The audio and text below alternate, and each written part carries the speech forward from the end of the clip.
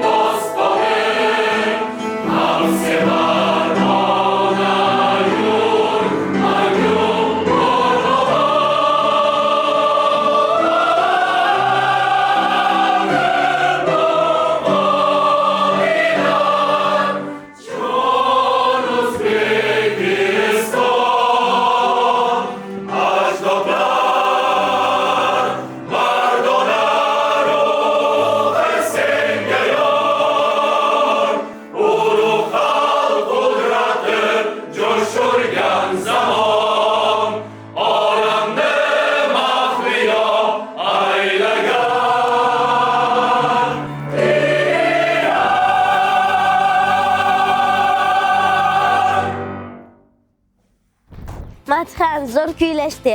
Menga yoqdi. Men ta'sirlandim. Sizcha ta'sirlandingizmi? Endi esa Madhan haqida ko'proq ma'lumot olish uchun O'z arxiv agentligiga boramiz. Ketdik. Va nihoyat biz O'zbekiston Milliy arxivdamiz. Madhiyamizni qabul qilinishiga oid eng qimmatli tarixiy ma'lumotlar bilan tanishib chiqamiz. Ketdik. Biz hozir ko'rgazmalar zalidamiz. Bizga bugun Abduhamid aka yordam beradilar. Assalomu alaykum Abduhamid aka. Bu yerda madhiyaga oid qanday hujjatlar saqlanadi? Alaykum assalom Sirojiddin. O'zbekiston Milliy arxiviga xush kelibsiz. Bu yerda O'zbekiston tarixiga oid tarixiy arxiv hujjatlari saqlanadi. Shulardan bittasini hozir ko'rsatib o'taman. Bu mustaqillik davriga oid hujjatimiz hisoblanadi. Madhiyani qaror qabul qilinganligi, unga bilsangiz kim tomonidan musiqa bastalangan va kim tomonidan she'r yozilganligi haqida ma'lumotlarni, asl nusxalarini ko'rib o'tishimiz mumkin. Bundan tashqari birinchi chiqqan gazetalarimiz bor, ya'ni madhiyaga oid birinchi matbuotlarda e'lon qilingan nashrlar o'sha 1992-yil 10-dekabrda madhiyaga oid ma'lumotlar keltirib o'tilgan. Bugungi madhiyamiz 300 dan ortiq namunalar ichidan tanlab olingan. Biz ko'rgan bu hujjatlar esa 33 yil oldin imzolangan. Rahmat Abduhamid aka. Do'stlarim, madhiyaga oid ma'lumotlarimiz yoqdimi sizlarga? Menga ham yoqdi. Bo'lmasa keyingi kontentlarimizda ko'rishguncha. Xayr.